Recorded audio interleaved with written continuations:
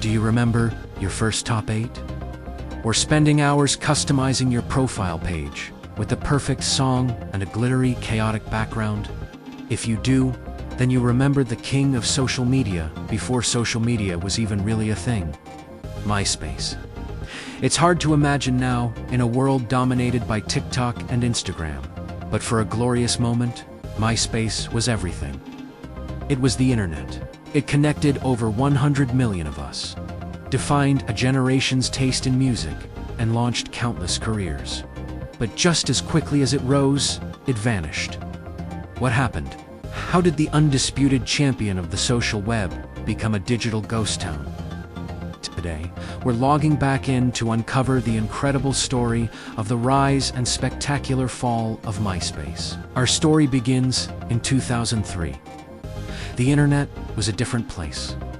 Friendster was the cool new thing, but it was slow and a bit clunky.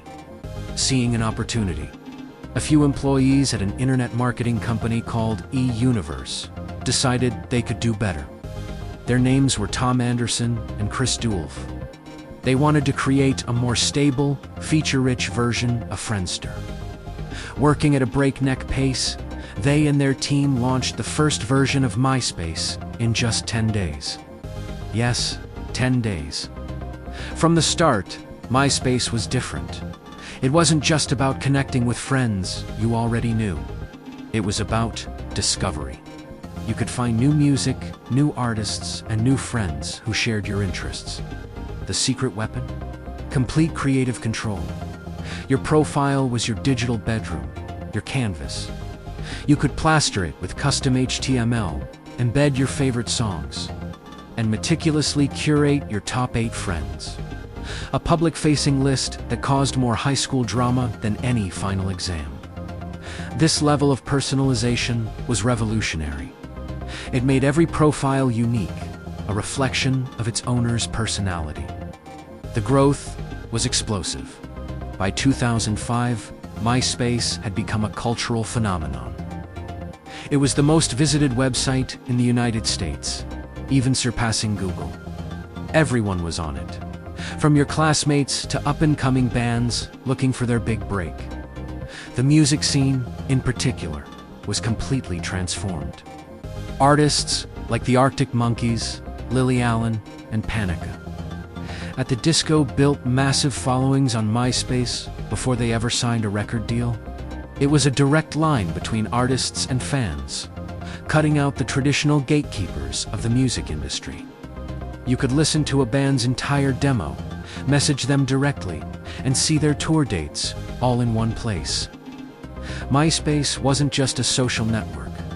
It was a launchpad for a new generation of creative talent. This cultural dominance caught the eye of big business.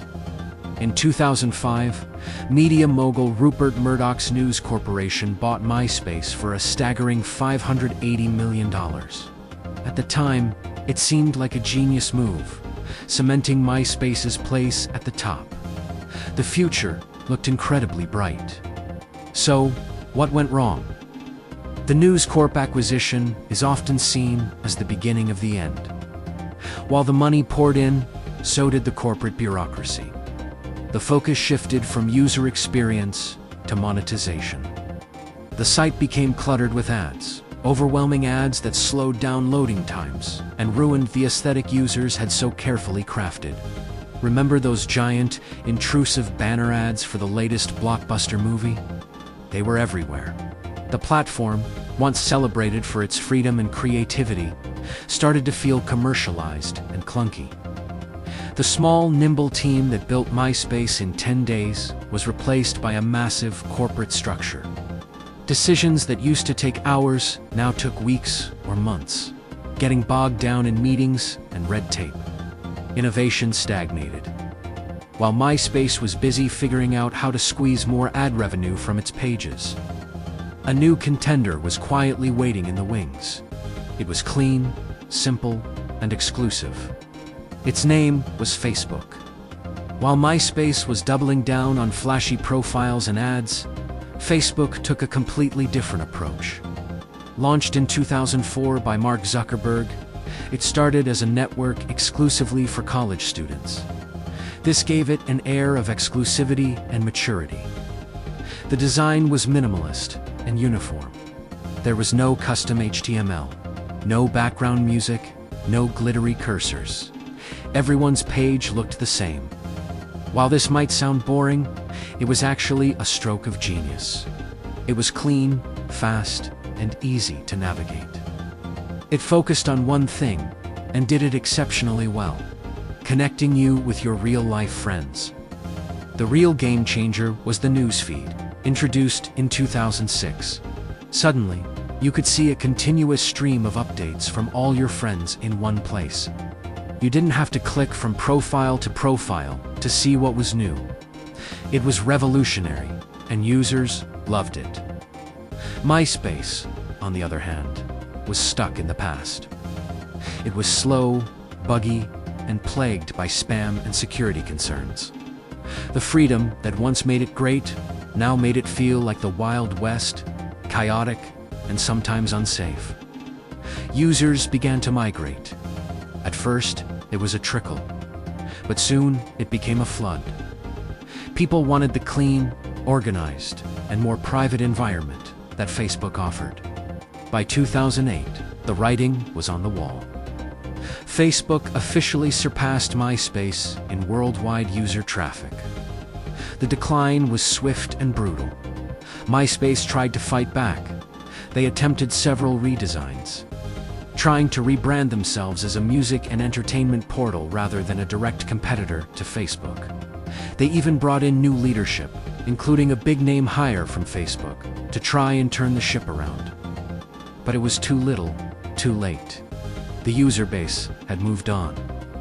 The culture had shifted. The drama of the top 8 was replaced by the simplicity of a like button.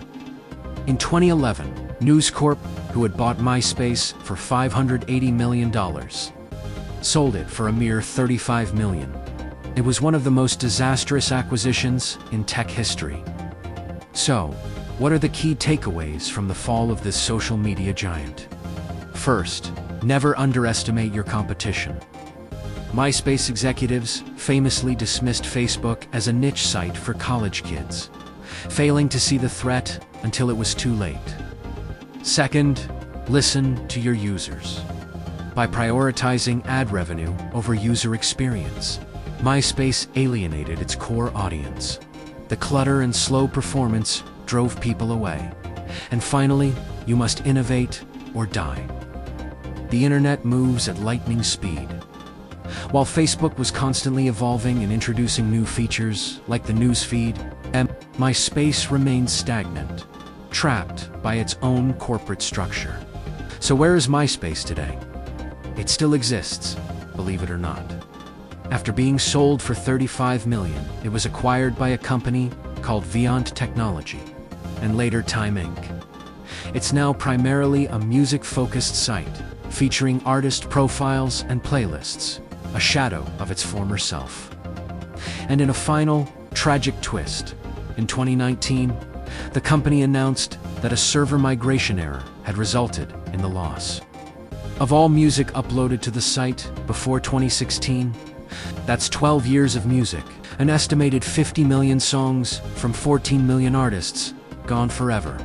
It was a devastating blow to a generation of digital history, and a sad final chapter for the platform that once championed independent artists. The story of MySpace is a powerful cautionary tale for the tech world. It shows how quickly a giant can fall when it loses sight of what made it great in the first place. It reminds us that in the fast-paced world of social media, user loyalty is fleeting, and the next big thing is always just around the corner. But for those of us who were there, who spent hours coding our profiles and curating our top 8, MySpace will always hold a special, glittery place in our hearts. It was our first digital home. Thanks for watching. What are your favorite memories of MySpace? Let me know in the comments below, and don't forget to like and subscribe for more deep dives into internet history. See you next time.